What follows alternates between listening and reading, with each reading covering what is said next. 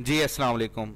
जैसा कि last video में हमने सीखा कंप्यूटर के वॉलपेपर चेंज करना, अब हम सीखेंगे अगर हमने अपने पर्सनल कोई वॉलपेपर्स लगाने हो तो वो कैसे लगाए जाते हैं।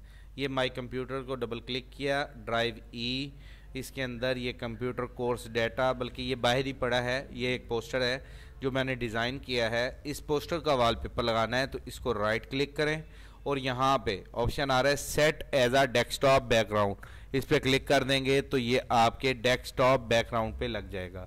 कुछ वॉलपेपर होते हैं जो पूरे नहीं लगते, तो उसका क्या तरीका है, राइट क्लिक करें, पर्सनलाइज में आए, यहाँ डेस्कटॉप बैकग्राउंड में ऑप्शन होता है ये सेंटर लगा हुआ है। कुछ लोग होते हैं फिट नहीं होते, टेली होते हैं, स्ट्रिक होते हैं, तो आपने फिट पे क्लिक करने के बाद सेव चेंजिंग्स कर देंगे तो वो बिल्कुल आपकी एलसीडी के मुताबिक सेंटर में आ जाएगा और फिट हो जाएगा।